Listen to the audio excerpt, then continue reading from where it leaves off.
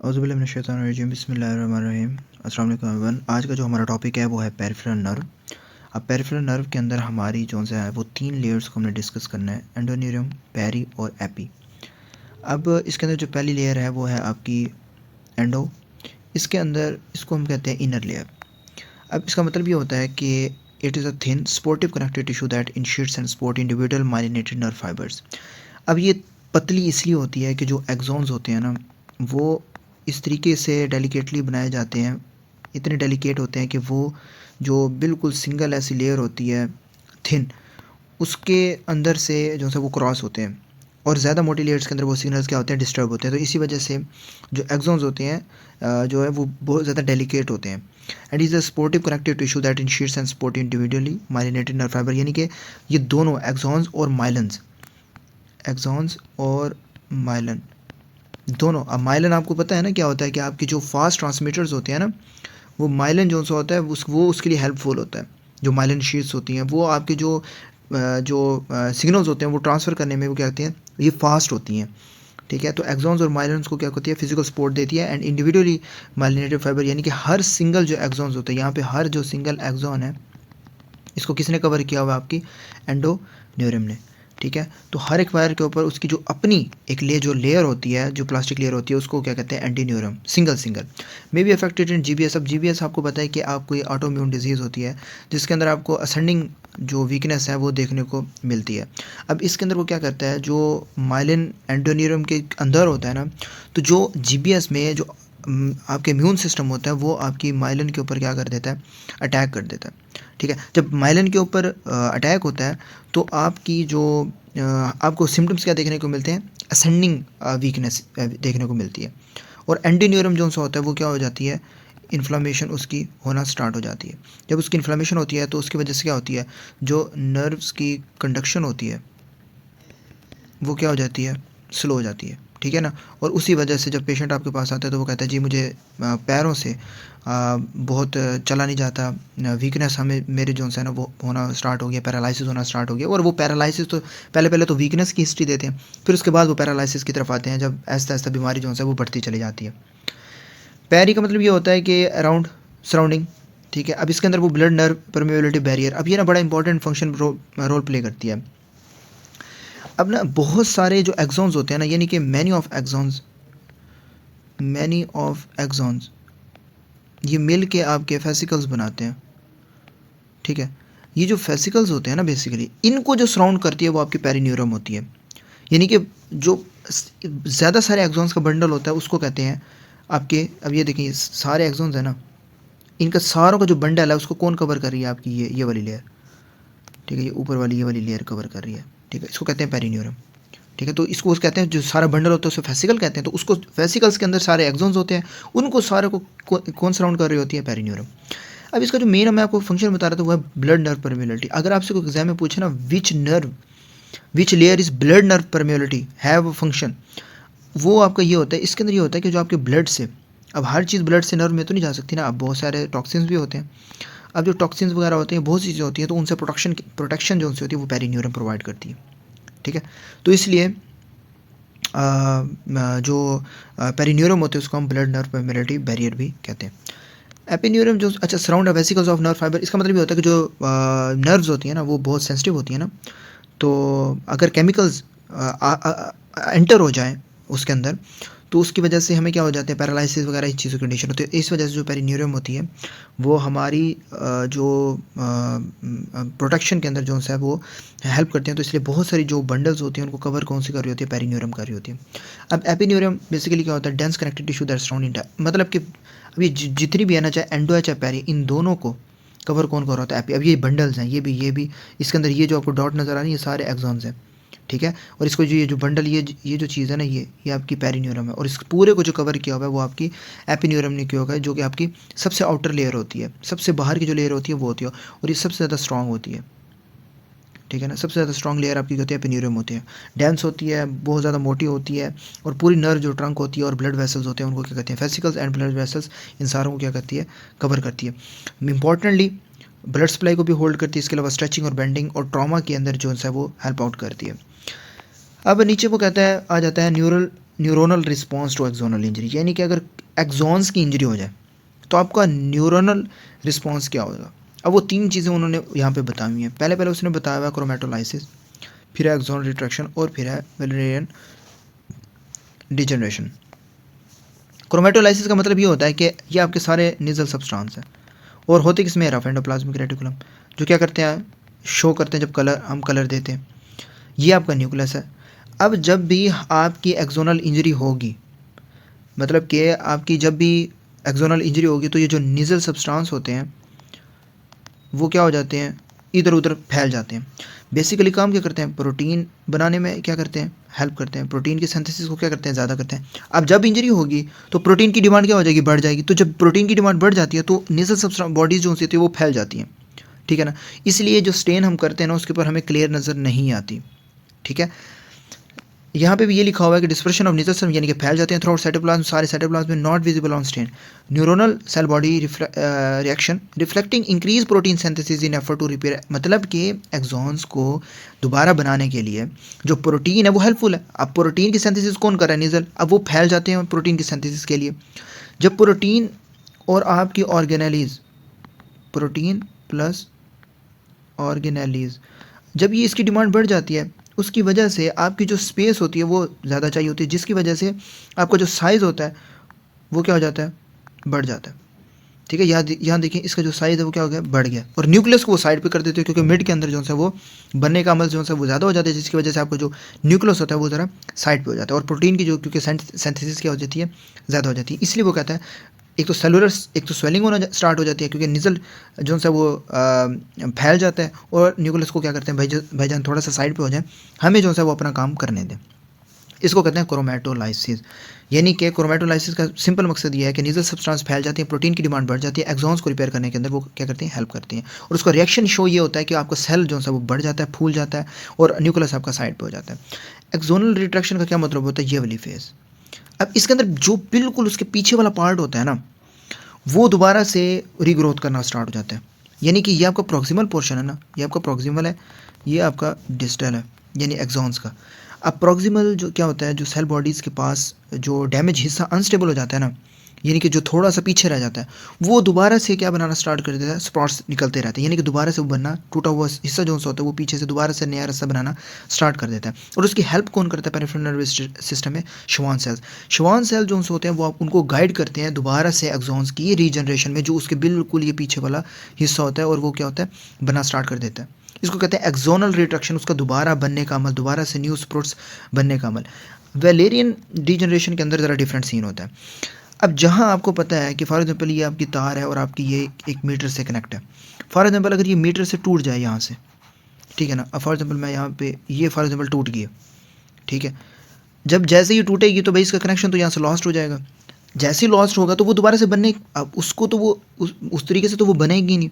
तो उसकी वजह से क्या बनना स्टार्ट हो जाएंगे, माइलिन डेब्रिस। डेब्रिस का क्या मतलब होता है, सारा गंद जो है वो पे इकट्ठा हो गया। लेकिन डिस्टल पार्ट क्यों मरता है, क्योंकि यहाँ से क्या हो जाता है, डिस्कनेक्ट हो जाता है। जैसे डिस्कनेक्ट होता है वो सेल बॉडी से जो प्रोटीन और एनर्जी आती है वो सप्लाई बंद हो जाती है। जब सप्लाई बंद हो जाती है उसकी वजह से क्या हो जाती है, आपका जो बनने का, उसको एक्सॉन्स का बनने का जो अमल होता है वो क्या हो जाता है, रुक जाता है। और उसकी वजह से माइलिन डेब्रिस हो जाता है। अब वो जो माइलिन डेब्रिस होता है वो क्लियर नहीं होता, ठीक है ना।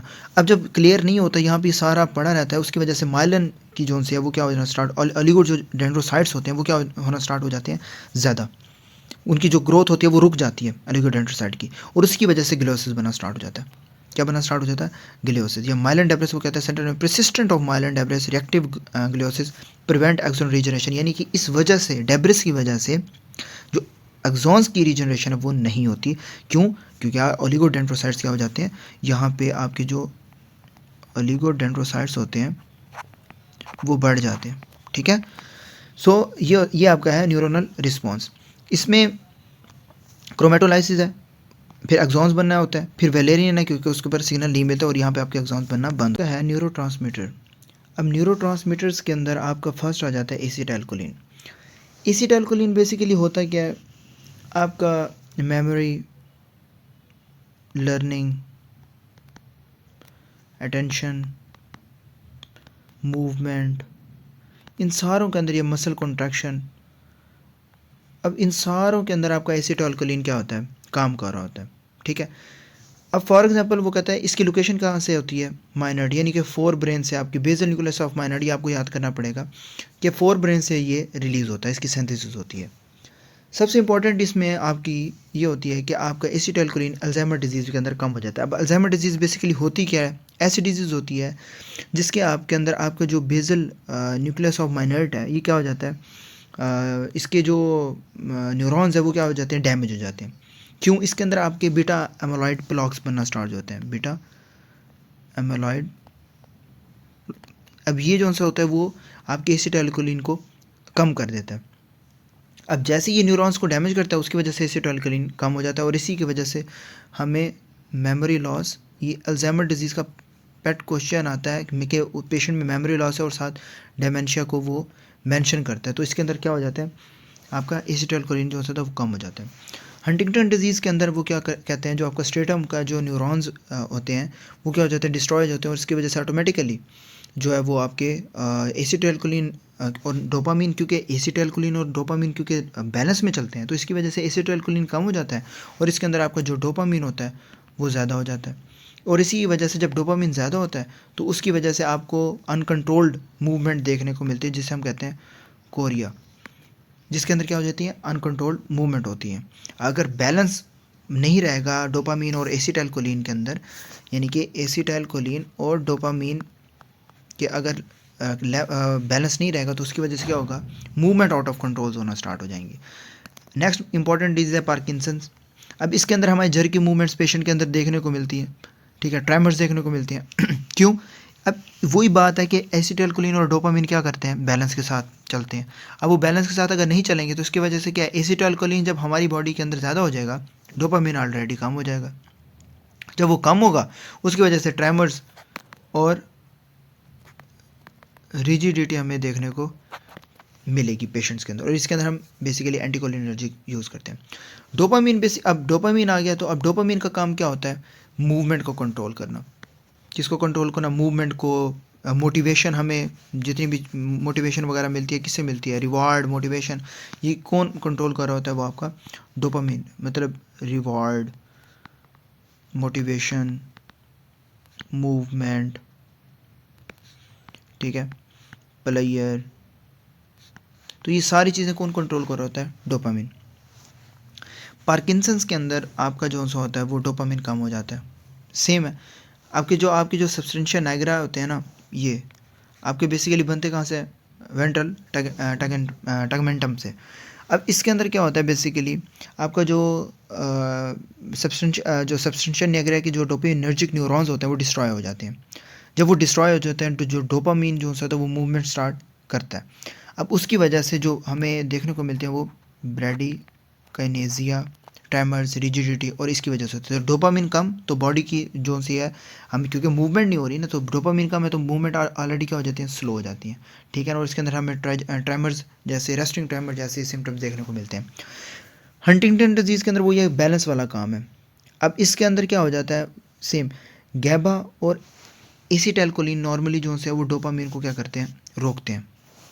गैबा वो भी हमें अभी नीचे पढ़ते हैं, और एसिटाइलकोलिन बेसिकली क्या करते हैं, डोपामीन को क्या करते हैं, रोकते हैं।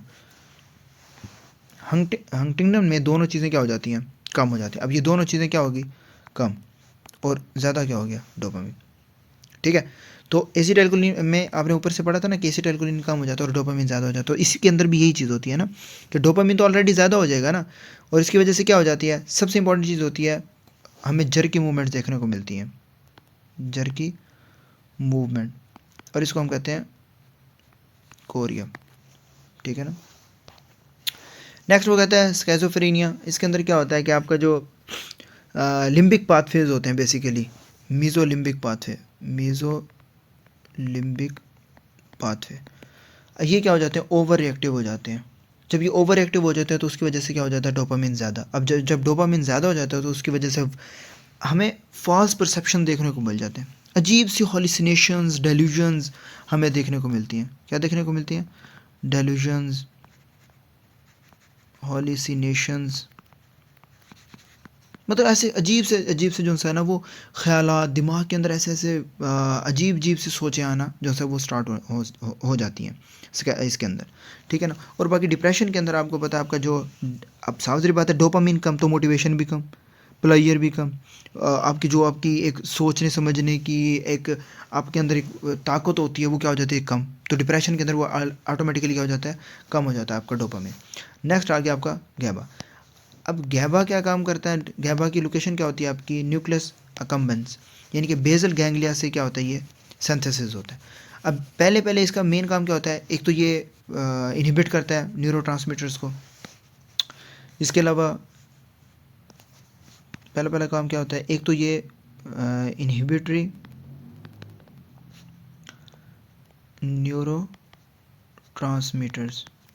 इसके अलावा अगर न्यूरोनल फायरिंग हो या कोई ऐसी कंडीशंस पैदा हो जाएं जिसके अंदर वो डैमेज हो रही हैं तो उसको भी रोकता है, काम करता है, रोकता है, थामता है। इसके अलावा मूवमेंट को भी कंट्रोल करता है।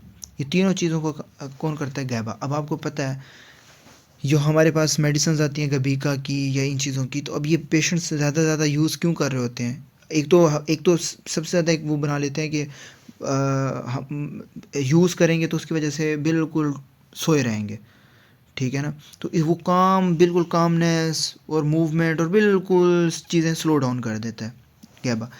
हंटिंगटन डिजीज़ के अंदर आपको पता है कि गैबा और जो एसिटाइलकोलिन है वो क्या हो जाते हैं, दोनों मिलके काम करते हैं। तो जो गैबा कम तो डोपामिन ज़्यादा हो तो उसकी वजह से हंटिंगटन डिजीज़ हो जाती है। और एंजाइटी के अंदर आपका जो है वो गैबा कम हो जाता है नॉर्मली। अब गैबा जो होता है वो नॉर्मली क्या करता है, काम हो जाता है, बिल्कुल नॉर्मल करता है बॉडी को, ठीक है ना। और अब जब नॉर्मली एक तो काम क्या कर रहा है कि बॉडी को थोड़ा थोड़ा ऐसे कम कर रहा है, लेकिन एंजाइटी के अंदर जब गैबा कम, तो आपके उसके ऑटोमेटिकली जो न्यूरॉन्स होते हैं वो क्या हो जाते हैं, ओवर रिएक्टिव हो जाते हैं। जब ओवर रिएक्टिव होते हैं तो उसकी वजह से आपको एंजाइटी और पैनिक अटैक आना स्टार्ट हो जाते हैं, ठीक है ना। तो उसकी वजह से हमारा जो ब्रेन होता है वो ओवर हीट जो है करना स्टार्ट हो जाता है। फिर आ जाता है नॉरएपिनेफ्रिन, और इसका जो लोकेशन है वो है क्या है, लोकस सेलुलस या पॉन्स। बेसिकली जो नॉरएपिनेफ्रिन है वो उसका नॉर्मल फंक्शन क्या होता है, अलर्टनेस, अटेंशन, एनर्जी या स्ट्रेस। इन तीनों चीज़ों के अंदर आपके नॉरएपिनेफ्रिन इंपॉर्टेंट रोल प्ले करता है। और नॉरएपिनेफ्रिन को आपने मैक्सिमम जगहों पर पढ़ा होगा कि स्ट्रेस रिस्पॉन्स के अंदर या एनर्जी या टेंशन या अलर्टनेस के अंदर जो है वो आपका नॉरएपिनेफ्रिन काम करता है। अब डिप्रेशन के अंदर आपका नॉरएपिनेफ्रिन कम हो जाता है। क्यों, डिप्रेशन में जो मोनोअमाइंस होते हैं, खैर ये तो मैंने रटा था, मोनोअमाइंस होते हैं वो कम हो जाते हैं। जब मोनोअमाइंस कम हो जाते हैं तो नॉन एपिनेफ्रिन कम हो जाता है, जिसकी वजह से आपको लो एनर्जी फील होना स्टार्ट हो जाती है। अब जब लो एनर्जी होगी तो आपको क्या फील होगा, फटीग और पुअर कंसंट्रेशन, या आपकी जो है ना बैटरी लो मूड हमारा जो सा होता है ना वो फील होना स्टार्ट हो जाएगा। एंजाइटी के अंदर आपका जो सा नॉरएपिनेफ्रिन ज़्यादा हो जाता है। क्यों, बड़ा इंपॉर्टेंट है, आपका फाइट और जो फ्लाइट रिस्पॉन्स है वो क्या हो जाता है, एक्टिवेट हो जाता है। जब ये एक्टिवेट हो जाता है तो आपका जो सिंपथेटिक नर्वस सिस्टम है या सिंपथेटिक ओवर ड्राइव हो जाता है। आपको पता है ना, आपका सिंपथेटिक नर्वस सिस्टम, जैसे भी आपने फॉर एग्जांपल आप जा रहे हैं गली के अंदर और आपने सामने से एक कुत्ते को देखो, आपका फ़ौरन से fight and flight response activate होता है। उसके अंदर आपका जो नॉरएपिनेफ्रिन होता है वो क्या हो जाता है, ज़्यादा हो जाता है। और फाइट एंड फ्लाइट रिस्पांस के अंदर क्या होता है, आपने भागना है बस, ठीक है ना। इसके अंदर आपकी कंडीशंस क्या होती हैं, आपने देखा किसी को और आपकी जो दिल की धड़कन है वो क्या होना स्टार्ट हो जाती है ज़्यादा, और आपको पसीना आना स्टार्ट हो जाता है। अब इस कंडीशन के अंदर ना बॉडी ये नहीं करती कि जो ब्लड है या फिर एनर्जी है वो कहीं और टांगों के अंदर ज़्यादा जाती है, ठीक है ना। नीचे वाली साइड पे ये जो जहाँ ज़रूरत है ना वहाँ पे आपकी एनर्जी ज़्यादा होती है कि भागने में इसको ज़रा वो मिले, ठीक है ना। तो जब भी आप डेंजर के अंदर होते हैं, मुश्किल के अंदर होते हैं, तो आपका नॉरएपिनेफ्रिन आपको हेल्प आउट करने में मदद देता है। फिर उसके बाद आता है सेरोटोनिन। सेरोटोनिन में आपकी मूड स्टेबलाइजेशन होती है। आपने सुना ही होगा कि यार तेरा सेरोटोनिन कम तो नहीं हो रहा। स्लीप, मूड, आपके एपिटाइट और कामनेस वगैरह के अंदर जो सा वो आपका सेरोटोनिन होता है, मतलब बेसिकली आपका मूड स्टेबलाइजेशन के लिए, ठीक है ना। अगर सेरोटोनिन है, सुकून है, खुशी है आपका बॉडी के अंदर, अगर नहीं है तो सुकून और खुशी दोनों चीज़ें तबाह है। अब सेरोटोनिन एंजाइटी के अंदर कम हो जाता है ऑलरेडी, ठीक है। डिप्रेशन के अंदर भी क्या हो जाता है, कम हो जाता है। सावधान सी बात है आपकी जो ये जो इसके अंदर डिप्रेशन के अंदर ना बेसिकली जो न्यूक्लियस होते हैं ना, राफिन न्यूक्लियाई, ये क्या हो जाते हैं, अंडर एक्टिव होना स्टार्ट हो जाते हैं। जब अंडर एक्टिव होते हैं तो आपकी जो मूड की रेगुलेशन होती है वो फेल हो जाती है, तो उसकी वजह से आपको डिप्रेशन और इंसोम्निया बेसिकली फीचर ज़्यादा आना स्टार्ट हो जाते हैं। और जो एंजाइटी होती है उसके अंदर आपका जो सर्किट होता है, फेयर सर्किट होता है, वो सप्रेस हो जाता है, जिसकी वजह से आपको सेरोटोनिन कम और आपकी एंजाइटी जो से ज़्यादा। पार्किंसंस के अंदर जो आपका ब्रेन स्टेम जो डिजनरेशन होना स्टार्ट हो जाती है। अब ब्रेन स्टेम डिजनरेशन होगी ना, तो उसकी वजह से मोटर सिम्टम जो से होते हैं वो आपको देखने को नहीं मिलते, जिसकी वजह से पार्किंसन में जो से आता है वो मूवमेंट आपको देखने को नहीं मिलती, और आपका जो मूड लेवल होता है वो क्या हो जाता है, कम हो जाता है। सो ये सारी ये ज़रा इम्पॉर्टेंट है, आप रट्टा लगाएं या जो भी करें, लेकिन थोड़ा सा मैंने डिटेल में इसलिए पढ़ाया है ताकि आपको आइडिया हो कि हर डिज़ीज़ में ये चीज़ क्यों, उसके फंक्शंस क्या हैं और ये हर डिजीज़ में काम क्या कर रही है। अगर ओवरऑल समरी देखें तो आपको पता है एसिटाइलकोलिन मैंने आपको अभी बताया तो क्या काम करती है, मेमोरी और मूवमेंट, और अल्जाइमर्स में कम, हंटिंगटन में कम और पार्किंसन में ज़्यादा होती है। एसिटाइलकोलिन मेमोरी और मूवमेंट, डोपामिन मूवमेंट रिवार्ड जहाँ पे प्लेजर वगैरह होते हैं, गैबा इनहिबिशन वगैरह करती है यानी कि कामनेस प्रोवाइड करती है बॉडी में, norepinephrine fight and flight response, और सेरोटोनिन में हमारा मूड स्लीप और ये चीज़ें रिस्पॉन्ड करती हैं। So this is of today. Next इंशाल्लाह फिर हम आपके मेनिंजेस वगैरह, ब्लड ब्रेन बैरियर्स ये वगैरह पढ़ेंगे। Thank you so much.